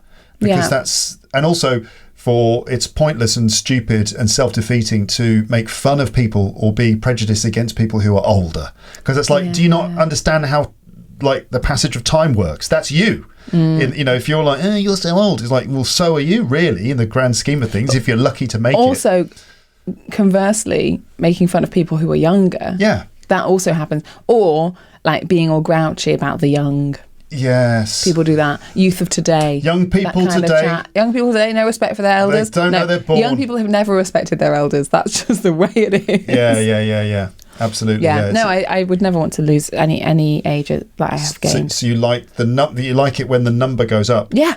Because it makes you feel you're getting closer to a distinction. In terms of age. Exactly. 100 is a distinction. Yeah. And at the moment, I'm not even on a pass. Okay. Yeah. You know? I see what you mean. Yeah. For me, I always feel like the older I get, the more I become like a wizard. Magical? Well, just kind of grey hair, wise. Yeah. Don't you? I mean, in the sense that... I'm not thinking about me. I'm thinking about you, Luke. You think you didn't know me 20 years ago, That's true. so you've got nothing to compare it. I'm a lot wiser now than I was before. Oh, yeah, everything's relative, isn't it? Yeah. Yeah, that's true. Yeah. But no, I'm just sort of being funny about it. But in the sense that... Oh, sorry, I missed that. Do it again and I'll laugh. No. So, no, but in the sense that as you get older, you do get a bit wiser. And to the point when one day I'll be a wise old man, You could just be an old man. Yeah, I know, but you'd imagine that you kind of learn and gain experience, which brings you wisdom with age, right? I think ideally, yes. Mm-hmm. But I think also it depends what your priorities are. You're thinking about, so I'm not saying that older people always get wiser. Right. Okay. Right. Okay. That's not that's not the hypothesis or whatever. That's not the statement. It's Right. that I will be wiser when I get older because I will have had more and more experiences. Obviously, there are loads of people who get old and don't get wise. There are lots of stupid people who are old. So anyway, there you go. All right, you don't mind getting older. That's fine. That's good. Yeah, neither do I. I love it. I love getting older. Good for you. Mm-hmm. In Korea, apparently, they often ask each other about their blood type. Okay. Is it the same in China, do you know? Not that I've ever experienced. In Japan, they ask about blood types as well. Like in Europe or in America or whatever, the West, I suppose, people talk about zodiac signs, right? You know, even if you don't really believe it, you know, that is a thing that everyone knows their zodiac sign. People talk about it. They all have significance. Maybe that is a thing in China. There's that too. They've got the zodiac as well. No, they haven't got. I'm sorry, I was going back to blood types. Maybe it is a thing because maybe somebody did ask me that in China, like not just a doctor. And you were probably like, huh? Do I make that noise a lot? Huh? Are you a like? Huh? I used like there correctly, not just as an annoying filler. I actually used like in the correct way. You were like, huh? Like I didn't mean you actually went, huh? But you did something similar to, huh? Which would have been you expressed, a sense of confusion or questioning. For people who aren't watching the video, when Luke said I used like correctly, he pointed his finger at the video and shook it like an angry old man pointing at some kids who have kicked their ball into his garden. So I think he has made progress in terms of becoming a grumpy old man. Sorry, I mean a wise old man. Yeah, but I was a lot more finger pointy 20 years ago. You've no idea. No, I think that's something that's supposed to get more finger pointing. Yeah, you're supposed to get more finger pointy with age. Yeah, I suppose so. Yeah, I'm gonna have to work on that. So blood types then. Do you know your blood type? Yeah. I mean, I don't know if it's like inappropriate to ask someone what their blood type is, just in case. No, it's B positive. That's good. Isn't that great? It's not just a blood type, it's a life motto. Yeah. B positive. There you go, kids. That's fantastic. It makes me so happy. I can't have my blood taken. I faint. I pass out if someone takes my blood. Because you don't like it's a psychological. I'm terrible at everything medical. And that one of my favourite words in English is squeamish, which is when you're very you sort of go weak at the sight of blood. Sensitive about sort of blood and things like medical things, bodily things. Yeah, blood especially blood, I would say. Yeah. So I'm I used to be terrible with everything, with injections and all that sort of thing. But I've got better at injections, but I'm very bad at having my blood taken. Can I ask you why? It's not really a conscious thing. No, but it just comes over you. What happens in that situation? The last time I went to have my blood taken, it was quite a big blood test, and so it took quite a long time. So I said to there's a name for somebody whose job that is. It's like phlebotomist or something. Really? I think I've just made that up. Might be right, I always say phlebotomist, and I'm like, no, that's just a botanist. That's somebody who deals with plants. Right. With PL in front of it. It's PHL. Phlebotomist? No, phlebologist? It's something like that.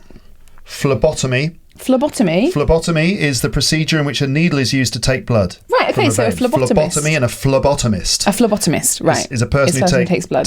Yeah.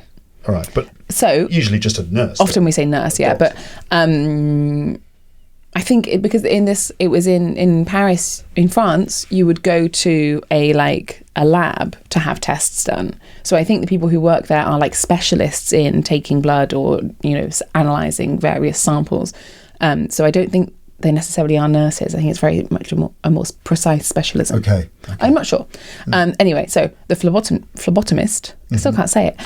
I said to her, she was very nice, and I said, I sometimes faint when my blood is taken.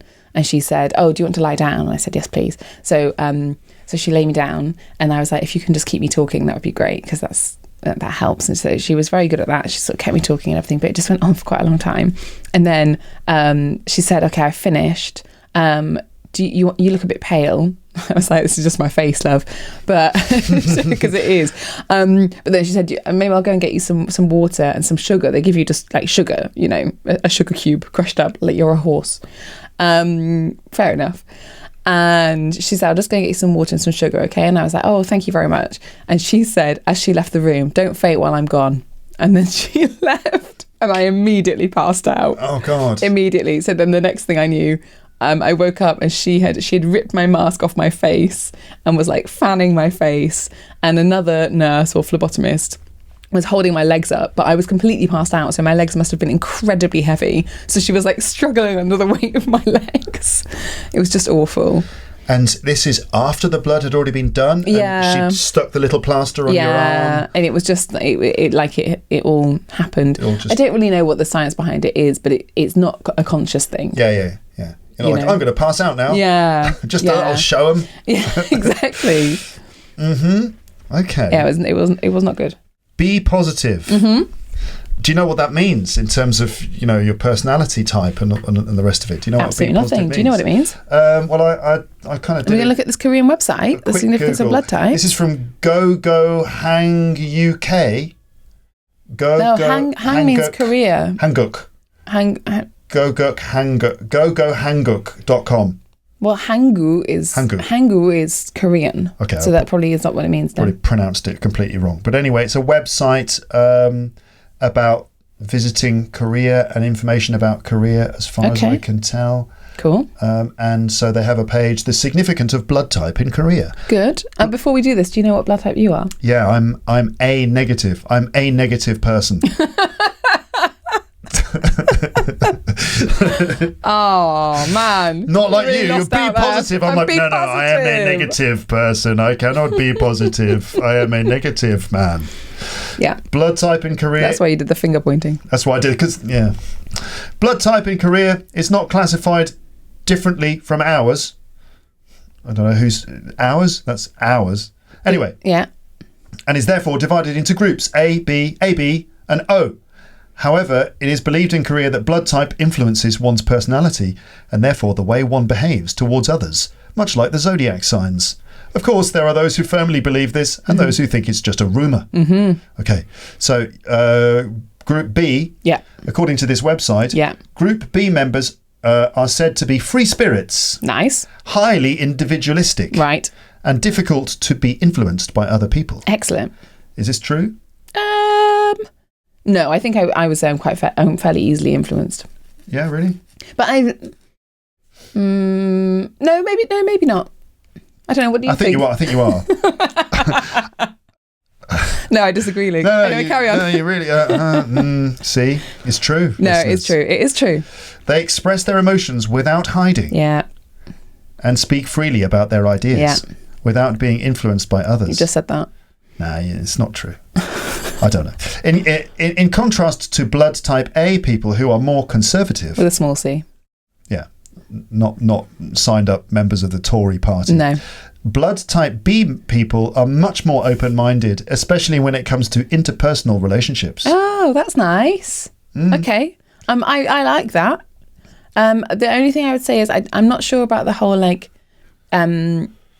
thing about being influenced by other people is I do try to listen to two sides of the argument for things. So I think you can be too stuck in your ways and too dogmatic in your opinions, and I think I naturally maybe am inclined towards that because I'm Group B. So I try to stop myself from doing that and to actually listen more carefully to people who have opposite opinions to me. So because maybe you have an inclination to hold firm to your beliefs, you actively try to look at both sides of the argument. Yeah.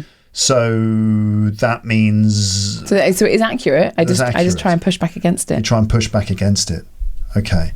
But see, this is the thing about this sort of thing. I'm sceptical about this stuff because, of course, you can always find a way to agree with it. Mm-hmm. Like, you just posited an argument for why you are not a typical type B person because you actually push back against your beliefs and you search for other sides of the argument. You're always looking to challenge your views.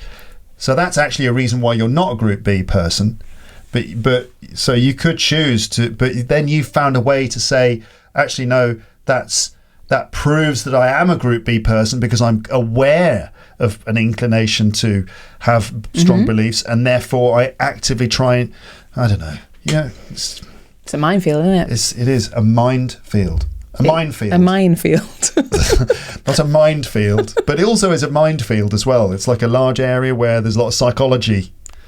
No?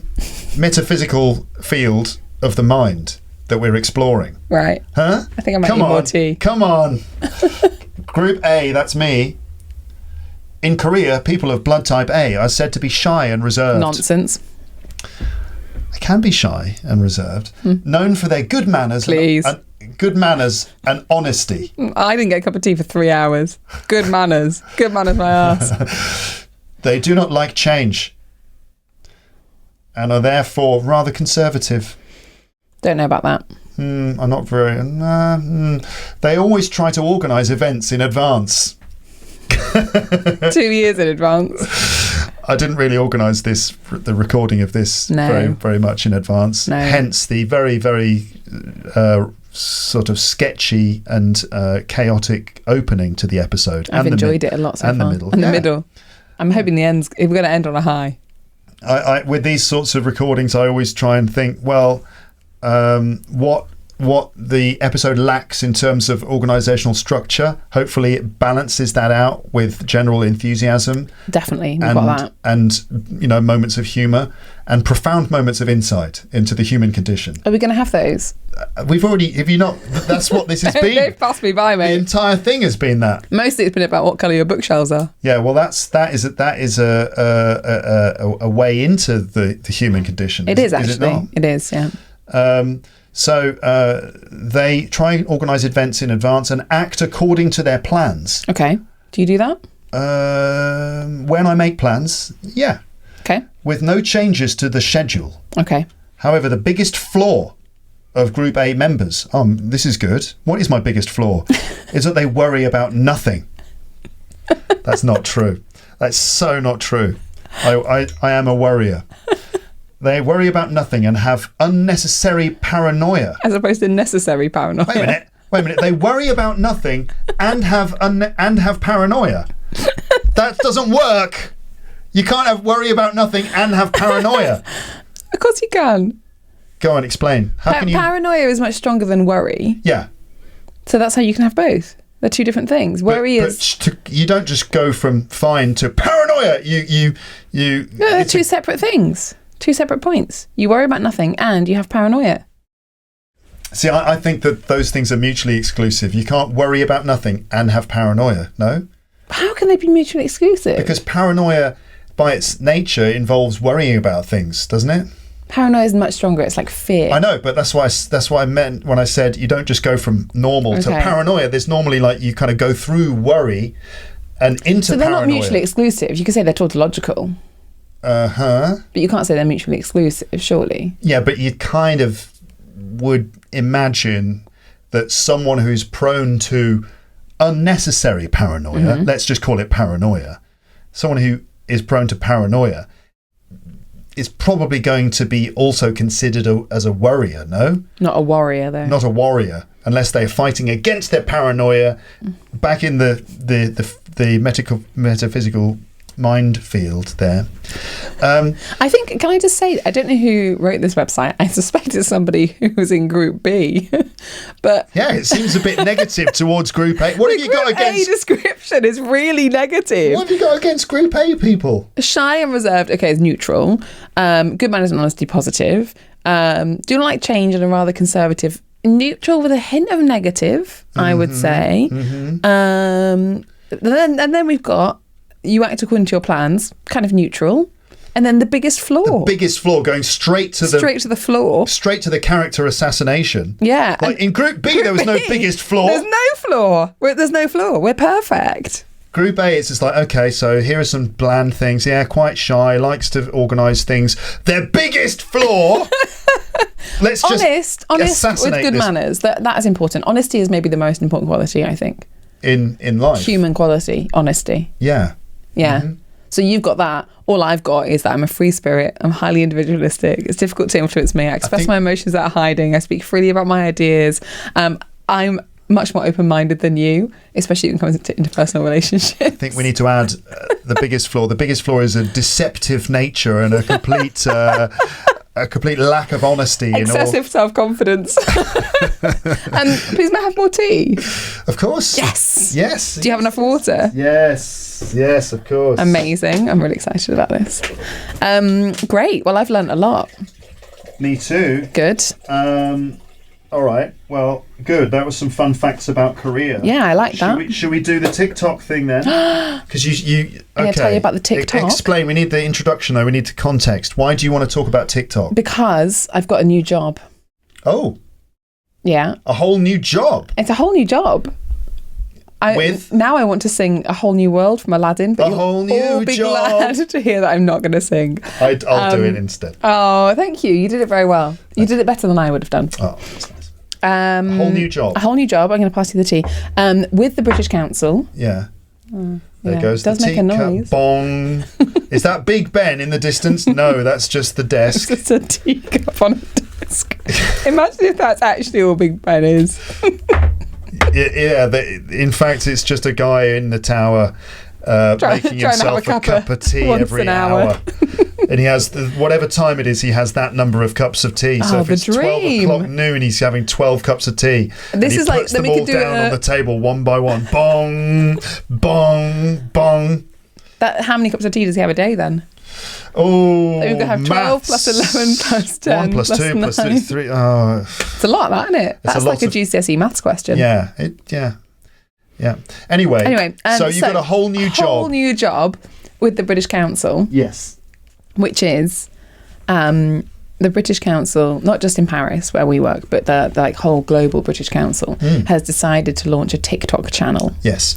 And the idea behind this is that we will build up a wonderful reputation with people who maybe don't know who we are and what we do. The young. Young people who I have slightly denigrated earlier in this podcast by saying the older you get, the better you get. The older you get, the better you get. Yeah, that's true. Okay, yeah, Not that's necessarily true. the older one gets, the better one gets. I think it applies to a lot of people though. But that doesn't mean that you're a low quality when you're young. It just means you're going to continue improving. Yeah, exactly. Younger people have the potential. They have the potential. Yeah, younger people can be excellent. They're just going to become even more excellent even when their bodies are failing. They're, personality-wise, they'll be amazing. Tip top. Yeah. Yeah. All right. Yes. Anyway, so the idea of this behind this channel is, maybe to kind of reach out to people who don't necessarily know what we do.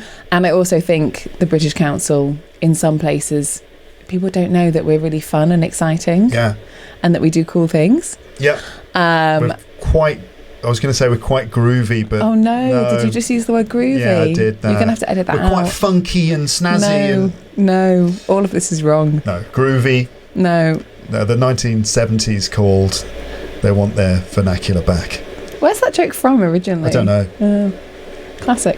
It's a classic. Anyway, so I heard about this, and so they decided to launch the channel. Then they asked anyone who was interested to send videos to apply to be on the channel, and I did that and got the job along with 6 other people. Was it 6 or 7? I think in total it's 7. Who are based all around the world in different British councils. And so we're all working together on this channel, and we're adding videos and content to the TikTok channel. Okay. Can I ask what kind of videos? Loads of different things, mostly kind of vocabulary, English vocabulary, some... You're right? I'm fine. I've just checked the video. There's another Big Ben moment. I think maybe I spent about an hour, I don't know. I didn't check the video, so maybe I've been cut. It's just me. People have been like, "Who's she talking to?" Audio listeners, I just checked the video, and I was concerned that maybe for the last hour I've been off the frame or cut in the frame because I removed the... Now we can see the video again. I'm just looking at my hair. I removed the video from the computer screen so that we wouldn't be distracted by it. It is distracting. Hence my distraction Anyway, about my hair. I'm sitting in the right place again. Okay. So what kind of video content on TikTok have you been making? We've been making, so the first video that I made, which had quite a lot of views, it was quite successful, was about the expression raining cats and dogs, and how often learners learn this as like a cool English idiom, and in fact no one ever says it. Yeah. At least in the UK, and I think in most other English speaking countries. What do we say instead? We say it's chucking it down, it's bucketing down. It's pouring it down. Pouring down, it's pouring it down. And maybe a little rude, but it's pissing down. Yeah, that's very common. Yeah, it's most common, but rude. Warning, definitely rude. Bit rude. Yeah. Anyway. Oh, sometimes somebody pointed out to me, we do sometimes use the abbreviated one, but it's still a bit dated. But if someone said, "Oh, it's cats and dogs out there," that is not ridiculous. Yeah. But it's a bit outdated. Learners of English have said it to me way more times than any other native English speaker that I know. Like the most common usage of that idiom is when it's raining, and one of my students turns around and goes, "We can say it's raining cats and dogs, right?" And I'm like, no one really. Don't do it. We say it's pouring down, and then they kind of look a little disappointed. Yeah, of course they do, because it does sound great. Yeah. But it's not a real common expression. Mm-hmm. It is a real expression, but it's not a genuinely used one.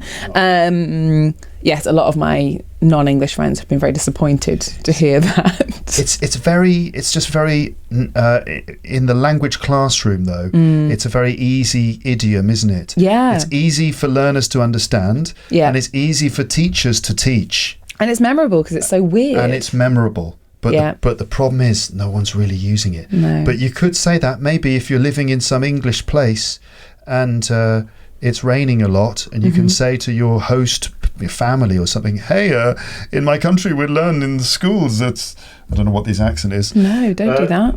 That we say it's like raining cats and dogs. And people are like, yeah. That's normally how that expression is used. That would be that whole conversation. Yeah. I'm really glad you enacted it. That was great for everyone involved. Mm-hmm. Anyway, I'll just be quiet for a while. I'll let you talk. Go on. Thank you for the tea that's now brewing. I'm very happy. No worries. So yes, that's an example of a video that that was the first one I made. And the idea is I want to do some more of those videos that are kind of like, you've probably learnt this, but actually don't use that. We use this. And there's lots of stuff like that we can do. So I've got more of those videos coming up. I also tried to make a video. See, this is when I have to admit that I'm very, very bad at TikTok. There are people in our team who are already like active TikTok users and they know how it works and they know how to do it. So they're very good at editing videos. They're also good at like tracking trends on TikTok and seeing what trends we can respond to. Yes. And all of that just goes completely over my head. And when I try and do it, I find it extremely stressful. I don't know how the teenagers handle it. Yeah, this is why I don't do TikTok. Yeah, it's very stressful. No, yeah. Not for me. So I'm not very good at it, but I decided to make a very ambitious video, which was about mince pies that we eat at Christmas, because I make the best mince pies in the world. And so I made a batch of mince pies because it was Christmas, and I like recorded myself making them and did a sort of bird's eye view video of me making all the mince pies and everything, and then edited it all together. But I was editing it in TikTok and I hadn't yet mastered that, and it was all going very wrong. I kept making these edits, and then you can save it in drafts, and then I would open TikTok again like the next day to finish editing it, and all of the edits had disappeared in the draft video. It was so stressful. And then it was doing this thing that every time I added music, because it was setted, there we go, there you go again. Bad Englishing. You made some TikTok videos. I made some videos, but it was setted wrong. Yes. Set wrong. Because it was set wrong. It was set to sync automatically. When I added music, it would change the speed of all of the videos to make them fit the music. So it was just an absolute nightmare. It took me forever. I mean, hours and hours and hours. And then I published it and it had like 4 views or something. I mean, nobody cared. Oh, it was God. so bad. But I think we'd just have to republish that next Christmas. Yeah. But the reason why it's really interesting, and it is genuinely interesting, even if I'm bad at it, is because there are already a lot of English videos on TikTok and a lot of people making English language videos, because using TikTok, people use it for like dance trends and things like that and like fashion and whatever, but people also use it to learn things. So obviously as a tool to learn a language, it really lends itself to that because it's a great way to see authentic language and to learn little tips and things like that. You know, it's quite easy to add subtitles to those videos, so people often do that. And exactly. Yeah. But the problem here is a lot of the English teaching videos on TikTok are just bad. Why? They're just really bad, or they're wrong. Delta qualified Kate Billington slams TikTok English teachers. Right, because there are a lot of bad things. I think teachers is an exaggeration here. Some of them are just people making videos. Yeah. So there's a thing. Are you right? Putting the heater on. Oh, are you? You chilly? I was. All right. Yeah. Okay. So there's a thing that a lot of people have done, which is like they provide synonyms. Yes. So different ways to say the same thing. Yeah. But the problem with this is, firstly, there are very few perfect synonyms in English. Right. Because language is all about context, right? Yes, and maybe some words might be synonymous, but this word might technically mean kind of the same thing as this other word. Yeah. But this one's got a slightly different sort of formality level. Yeah. Or some other slight difference. Maybe that one's a bit more pejorative than the word that it's similar to. Yeah. You know, and so on. Or it's a synonym in some contexts, but not in others. Yes. And even like if you take like little and small, they seem like perfectly good synonyms, right? Yes. But you could say I have a little sister, but if you said I have a small sister, it just doesn't make any sense. Right. A little sister meaning a younger sister. Yeah, normal Yeah, English. but a small sister, no, that's not a direct... Meaning that she's short or what? I don't even understand. Yeah. Do you want that fork again too? Okay. Yeah, are you sure? You seem very hesitant about the fork for tea. No, that's good. I was just like, my brain was like going, what? What's going on? Yeah. So yes, this is the problem that, can I put this here? Okay. I'll let you do yours. I don't know how strong you want it. All right. This is the problem, that there are a lot of imperfect synonyms. Right. And there are loads of videos where people are like, oh, here are 10 words you can use to make your English sound more academic. It's too simple. This is what it is. This is like, advanced English. Here are 10 words that will make your English... Oh, yeah, I'll let you milk your own tea. Like a cow. Milk a cow. No, milk tea, meaning add milk to the tea, not extract milk from the tea. Anyway. Thus far impossible, I believe. So this is the thing. You get like advanced English lesson. This is vocab to make your English advanced. Don't say... good. What is it like? So it'll be. Don't say not sure. Say uncertain. Yeah. And don't say wet. Say humid. What's damp? No, like an extreme version of wet. Soaked. Sodden. Right. Like that would be it. That's what you find. Don't say wet. Say sodden. Or don't say very wet, say sodden. But sodden is too literary in style. Yeah. No one's going to say, like, oh, your coat's very wet. Yes, but they're not going to say, your coat is sodden. It's going to sound a bit weird. And also then you get, because context is so important, so people will say things like, don't say go up, say increase, which is fine if you're talking about a graph, for example, and you're like, oh, from January to February, the amount increased or the amount went up. Okay, then it's a synonym. But if you're talking about stairs and you wanted to say I go up the stairs, you're not going to say I increase the stairs. That doesn't make any sense. There were already enough stairs. Don't increase them. I've just climbed up here. This is the 6th floor. Has Luke told you that, people? And he doesn't have a lift. And there's a funny toilet. Yeah, there is a funny toilet, but that didn't feature in my stair journey. But anyway, if you'd increased them, I would have been really annoyed. But my favourite one, the best one I've ever seen, was a list of 10 words, and most of them were kind of pretty normal like this. Like, it's not really accurate, but in some contexts it would be like go up and increase and things like that. Yeah. And then one of them was don't say look, say leer. Okay, explain. What's wrong with saying leer? So leer, L-E-E-R. Yeah. Leer means to look at somebody in a creepy way, like a really creepy way. Luke's doing an alarmingly good impression of someone leering. It's very much associated with creepy old men, which is not the kind of old man that Luke is going to become. He's going to become a wise old man. Wise old wizard. Oh, sorry, wise old wizard, excuse me. It's a terrible word. I mean, it's not a terrible word, it's a great word, but it can only be used in very certain contexts. Like, what's the matter? Oh, I just had a horrible bus journey. Why? There was this horrible man leering at me the entire time. Yes. And if that happens, incidentally, call the police, because that's illegal. Not for you to be leered at, but for the person to be leering at you, depending on what country you're in. But anyway, yeah, exactly. But because of this video, you're going to have students saying stuff like, "Oh, I was just leering out of the window." No. You can't say that. One of the problems with this kind of teaching content is that it's stripping away all context from the language. It's just like lists of words. It's just a word with a simple definition, and then maybe a one-line example. But we need a lot more context than that. There has to be so much more context to that. If you're going to teach words by definition, list-wise, if you're going to go through a list, you need to develop your examples and give a lot more information than just simple. I mean, it's the sort of thing that language teachers are always battling against, this kind of tendency to do list type formats where it's just, even at its worst, the target English vocab and then just the equivalent in the first language, and that just doesn't work. That's not how language works. It's like a whole ecosystem, and the words only have meaning in context with other words and the rest of it, and collocations and the rest of it. Yes, so you've noticed this kind of content on there's TikTok. loads of it. And so the thing is, some of these videos have like millions of views. Yeah. And are there millions of people now going around being like, I'll just have a leer at this TV programme? I don't know. No, it's terrifying. It's not terrifying, that's a huge exaggeration, but it's unfortunate. It's a bit sort of frustrating. But it's I don't know. I just don't really understand it. Like views, the number of views that a video or bit of content gets, I don't know what this means. Does this mean that is better content?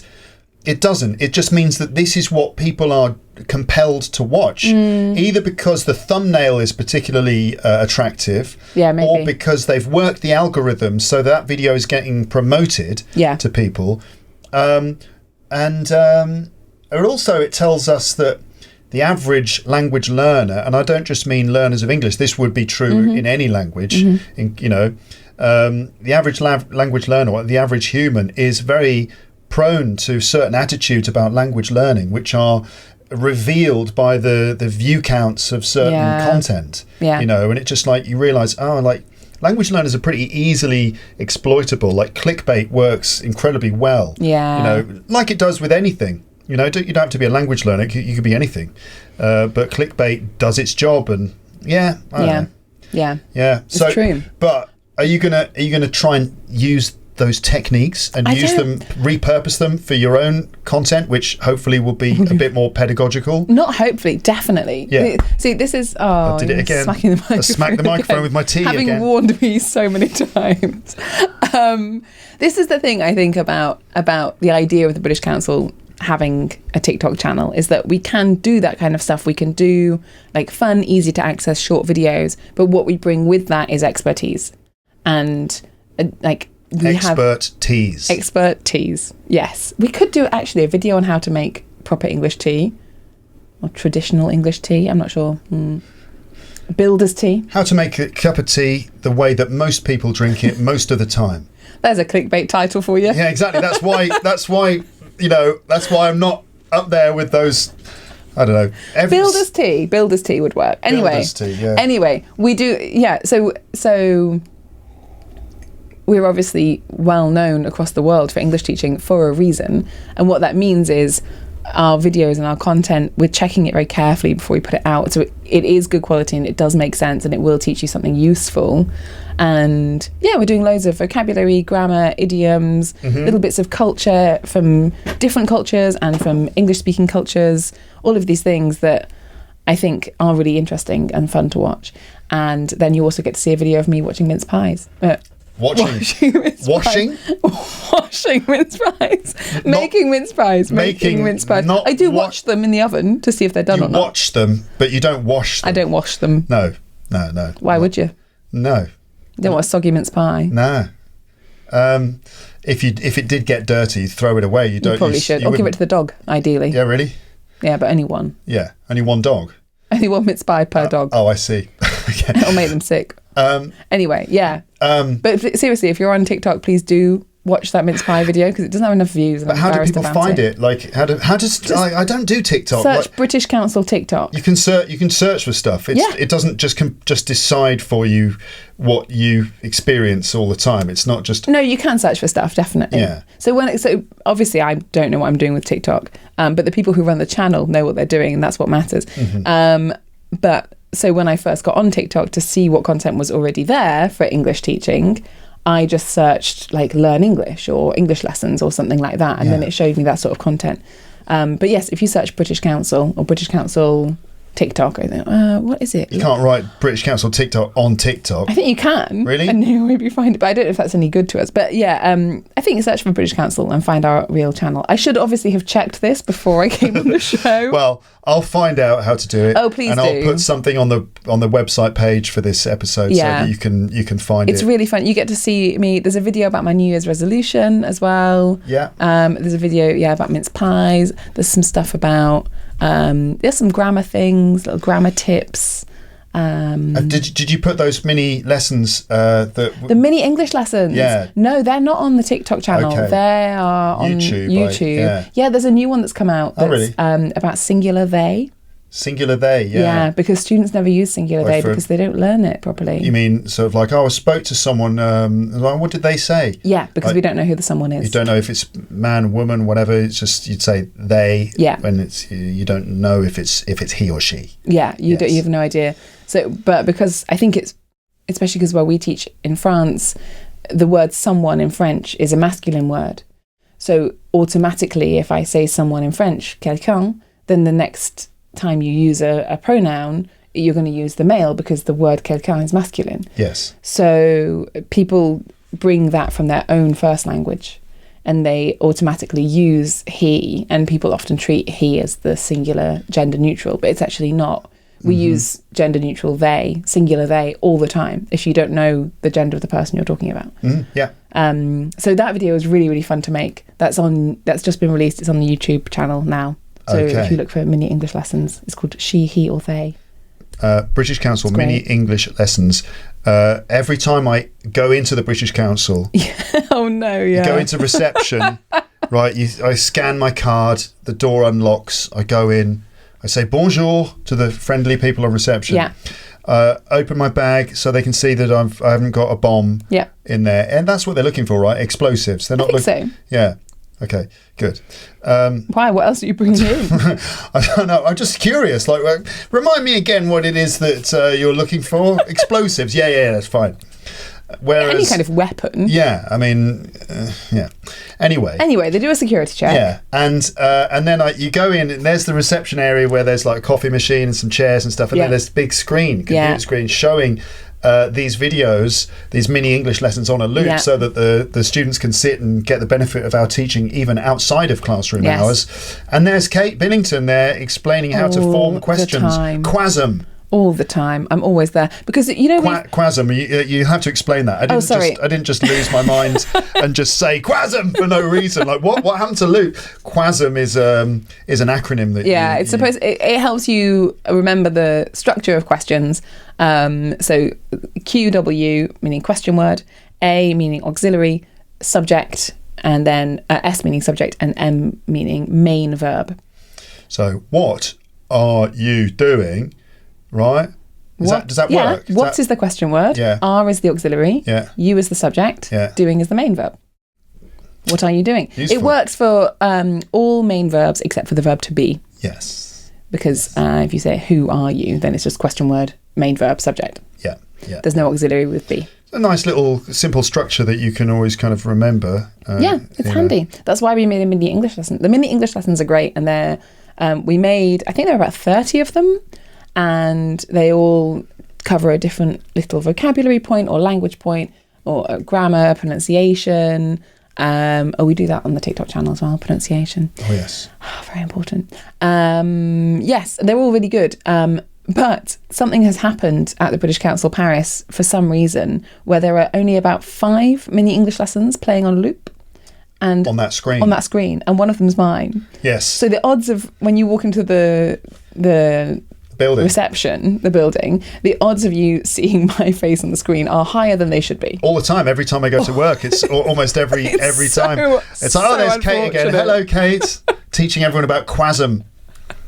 One time I went in and there were new security guards, and they were like, they always said, what do you want? Who are you? Do you work here? Yeah, I said I work here, but I've forgotten my badge, and they were like, oh, well, how do we know that you work here? And I just pointed at the screen and was like, well, that's me, and they were like, oh yeah, all right, yeah, So come in. I've noticed their question formation hasn't improved though. The security guards, it's like they're not even paying attention. I know, it's terrible, isn't it? I feel sorry for them. Those 6 videos on a loop, 5 or 6 videos constantly on a loop. Well, we've got 30 that we could put up there. Anyway, I've spoken to the building manager about this, and she's going to be annoyed with me for putting it on the internet. John Hessian's mini English lesson is quite it's a useful using one, Get. isn't it? Get, but didn't he do, is it him or is it Ian who did the present perfect with for or since? Oh, that's Arnold. That was Arnold. Was that Arnold? Yeah, he's left now. Oh, right. But that's not on the screen downstairs. They've got rid of that now. No, that's never been on the screen. Really, but there was one that was about for and since. For a period of time. Yeah. There goes Big Ben again. Down in enthusiasm. The mug went on the table. Bong. So for and since, for a period of time, for 4 years. Yeah. And since the S on since is like for start point. I think the I is like a dot. And the I has a dot, like a point to show the start point. Yeah. I think you need to make this visual for your learners. I think we just need to let them watch that mini English lesson. That one I think was never playing in the reception. I've seen that. I've seen that. All right. Sorry, I just got stuck in a loop like the I've seen that. I just became a bit. I don't know. Are you sure you're not blood type B? It's just when I get a certain amount of tea in me, then I switch to blood type B. It infects I get dream. So much. You can become B positive. I get so much. I don't know what is it like caffeine in my bloodstream. Yeah. That my blood type shifts over to B. Yeah. Right. Maybe you've seen it on YouTube because no, I've seen it in reception. Some YouTube videos, YouTube adverts. Yeah. Yeah, so sometimes you start a YouTube video and you get an advert. I know where lessons. I am. Like I know I've seen it in reception. I know I might have seen it on YouTube as well, but I don't. I know the difference between standing in reception and standing in my kitchen. That was a long time ago. I guarantee you, because that's not been on that screen for at least 3 years. Yeah, it was a long time ago. Yeah. All right, well, there you go. Just memory, I can remember. It's 3 years ago. It's not that long in the grand scheme of things in my long life. Yeah, 3 years ago seems like just 3 weeks. 3 weeks ago. Yeah. But the older you get, the better you get. I promise. Yeah, I know. Yeah, I believe you. I agree. Mm-hmm. All right. Well, there you go. That was the TikTok thing. We're nearly finished. Okay. Are we done talking about TikTok? Oh yeah. Gosh, it's 4:00. Yeah. I actually have to go and film some TikTok.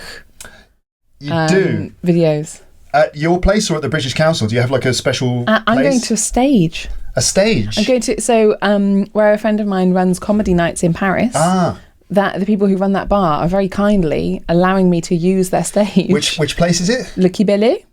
Okay. It's very near here, conveniently. Okay. Which show? Which night? Blast Off Comedy. Blast Off Comedy. Yeah. I haven't done it. I haven't done it for a long time. I'm actually very out of the loop of stand-up comedy. Are you doing stand-up at the moment? Well, I did the New York Comedy Night Saturday night. Not last Saturday, the Saturday before that. Nice. I opened for Paul at La Cigale in front of nearly 200 people. I remember that. No, it was just a few weeks ago, but there was another one as well. So it's like I hardly do that many. I don't do many comedy shows, except when I do, I'm in front of like 1,500 people opening for Paul. So instead of doing like 50 people every week, I just wait and then just gather them all together, all of them at the same time. I love that. Yeah. So yes, I need to, but I absolutely must get back into doing stand-up again as soon as possible. We had this conversation last time. Yeah. We did. Well, Kate, I think this is probably the end of the episode. Oh, okay. Right? I mean, sure. I think probably an hour and 52 minutes is probably a good. Are you going to edit any of this down? I don't know. I might. Yeah, I might do a bit. I feel like we should at least. Can you because I did tell the people who are on the TikTok team with me that I would talk about TikTok on this. Yeah. And specifically about the British Council TikTok channel and how you should all follow it, every single one of you. Mm-hmm. even if you don't have TikTok, get it now. Was that subtle enough? That was quite prescriptive as a promo. Oh, okay. But that's fine. That's fine. You know, do it. People Get like instructions. People like to know what to do. Look, if you like Kate's content and not just the cakes that she makes, but the TikTok talking that she produces. Yeah. If you like Kate's content, then you could find her on TikTok. She doesn't have her own podcast. She doesn't have a YouTube channel, but she does produce content on TikTok. I'm doing it again. You're doing the finger wagging. It was more of a Michael Caine kind of impression. You did that last time. Oh God! Look, she wasn't impressed. You can tell. Oh God, you did that last time. Why are so many people keen to do Michael Caine I don't know. impressions? It's just easy. It's I didn't really like. Today I will do a Michael Caine impression. It just happened. It just happened. I'm sorry. All right. So find the British Council TikTok page and follow it on TikTok. And I was just saying I'm going to go to film some TikTok videos, but I didn't explain what they were going to be. Yeah, go on. Which is they're going to be me telling jokes, sort of classic English jokes. Yeah. I mean, when I say classic, I mean the sort of bad jokes that everyone knows. Mm-hmm. And then explaining the jokes, which I think is great because when I am studying a foreign language, if I understand a joke, I always feel like I am the champion of the world. Yeah. Because it's really hard to understand jokes in a foreign language. Oh yeah. You know? I'm well aware of that. Yeah. It's kind of one of my things on the podcast. Yeah, well you do it, but I'm going to do it in TikTok You're video going to do form. it better. I'm just going to do it, in a more concise and snappy way. Yeah. You're not going to take 90 minutes over No, I'm not. It will be less than 1 minute per joke. Okay. To explain them all. There you go. To tell and explain the joke will be less than 1 minute per video. That's impressive. I haven't done it yet, so I've now set myself that challenge. But I reckon that's doable. I think it's doable. I've done a draft and it was less than a minute, so it's fine. Yeah. So if you want to know how it went, obviously the only solution is to get TikTok and find the British Council and follow us. And specifically, any video that I'm in should get a like and a comment. Just saying. And a share, like, subscribe, comment, all of those good things. Yeah, everything. Kate, thank you very much for coming back on the podcast. Thank you very much for inviting me back. It's been a pleasure. Yeah, it's been really joy. Good fun. I would like to come back again in less than 2 years. It is an open invitation. Yay! But like I said before, I just feel like inviting you back, I feel like I'm asking you to do me a favour. I do really enjoy it though. Yeah, okay. It's nice. It makes me feel wanted. Please feel welcome. Thanks, You are wanted. The audience enjoys listening to you. That's very kind. Yeah, popular guest. Oh, thanks very much. Yeah. Love it. All right. Well, it's been a pleasure. Yeah, Thank you very much. Cheers, everybody. Goodbye. Bye. Thanks very much.